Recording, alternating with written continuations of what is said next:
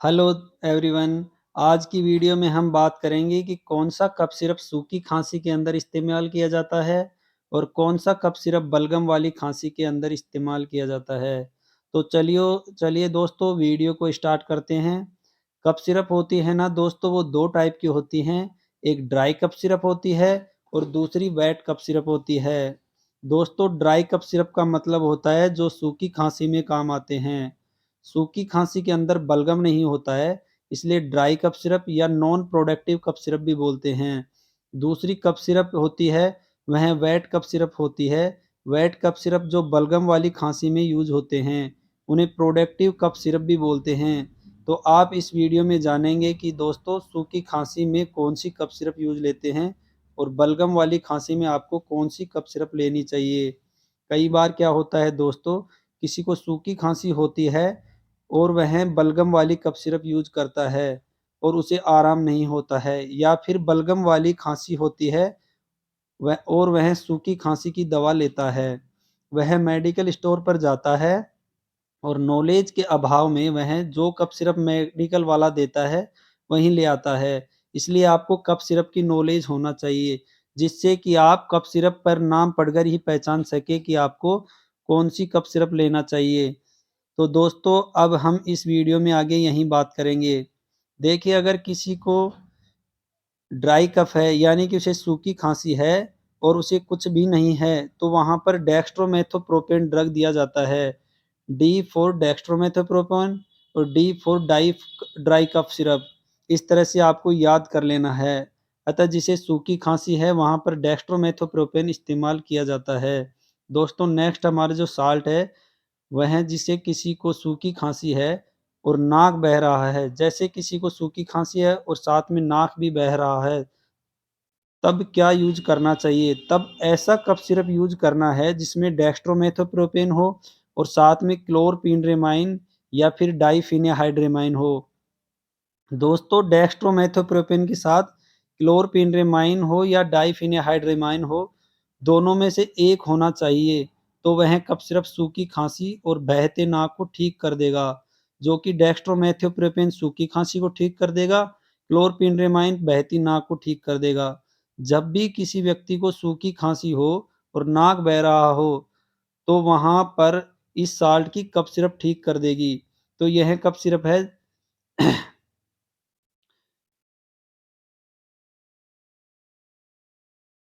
ब्रोजीडेक्स। इसमें डीएक्स का मतलब डेक्स्ट्रोमेथोप्रोपेन है और डी एम डीएक्स का मतलब डेक्स्ट्रोमेथोप्रोपेन ही होता है। आगे देखिए, जैसे कि किसी को सूखी खांसी है और नाक भी बह रहा है, नाक भी बंद है, तब कौन सा कफ सिरप यूज करना चाहिए? तब ऐसा कफ सिरप यूज करना चाहिए जिसके अंदर डेक्स्ट्रोमेथोप्रोपेन हो, क्लोरपिनेमाइन हो और फिनाइलेप्रीन हो, ये तीनों साल्ट हो। सूखी खांसी को डेक्स्ट्रोमेथोप्रोपेन ठीक कर देगा, बहते नाक को क्लोरपिनेमाइन ठीक कर देगा और बंद नाक को फिनाइलेप्रीन ठीक कर देगा। ड्राई कफ सिरप को डेक्स्ट्रोमेथोप्रोपेन ठीक कर देगा और रनी नोज को क्लोरपिनेमाइन ठीक कर देगा, एवं जो कंजक्शन है उसे फिनाइलेप्रीन ठीक कर देगा। तो इस तरह का कोई आपको ड्राई कफ सिरप के लिए कफ सिरप यूज करना है, ठीक है? तो आपको यह पता होना चाहिए दोस्तों। इसके अलावा कोडीन, नोस्कापिन, डेक्स्ट्रोमेथोप्रोपेन, क्लोरपिनेमाइन, डाइफेनिहाइड्रेमाइन, ये सारे के सारे साल्ट सूखी खांसी में यूज आते हैं। दोस्तों, कोडीन एक नारकोटिक ड्रग है, इसलिए इसे बैन कर दिया गया है। दोस्तों, सूखी खांसी में यूज की जाने वाली कफ सिरप का कॉमन साइड इफेक्ट नींद ज़्यादा आती है, इसलिए सूखी खांसी की दवा को लेने के बाद ट्रेवल नहीं करना चाहिए, ठीक है? अब हम बात करेंगे वेट कफ सिरप की। अगर किसी को बलगम वाली खांसी है तो कौन सी कफ सिरप बेस्ट रहेगी? अगर बलगम वाली खांसी है तो इसमें यह सारे के सारे साल्ट मौजूद रहेंगे जिसे यूज किए जाते हैं, जैसे कि सोडियम और पोटेशियम साइट्रेट, ग्वाप्सिन्स, अमोनियम क्लोराइड, एम्ब्रोक्सोल। जो साल्ट है वही यूज होगा, अर्थात प्रोडक्टिव कफ सिरप में इस्तेमाल होगा।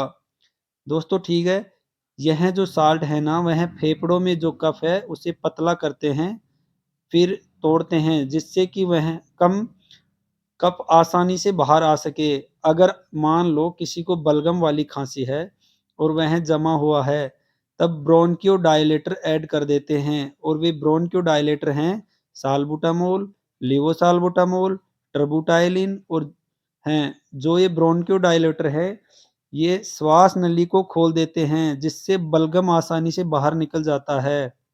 इसलिए आपको ने देखा होगा बलगम वाली खांसी के ऊपर गुआइपसीन्स भी होता है, एम्ब्रोक्सोल भी होता है और इसके साथ लेवोसाल्बुटामोल भी होता है या फिर टर्बुटाइलिन भी होता है। जैसे कि इस कफ सिरप में पर एम्ब्रोक्सोल, गुआइपसीन्स, लेवोसाल्बुटामोल ऐड होता है। आपको यह याद रखना है कि बलगम वाली खांसी पर कौन सा साल्ट यूज होता है।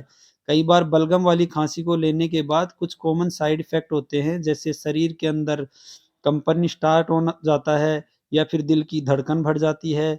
यह ब्रोंचियोडायलेटर लियोसाल्बिटामोल, साल्बुटामोल और टर्बुटाइलिन की वजह से होता है, क्योंकि ब्रोंकियोडायलेटर हार्ट बीट को बढ़ाता है। अतः घबराना नहीं चाहिए और वेट कफ सिरप को डॉक्टर के बताए अनुसार ही लेना चाहिए।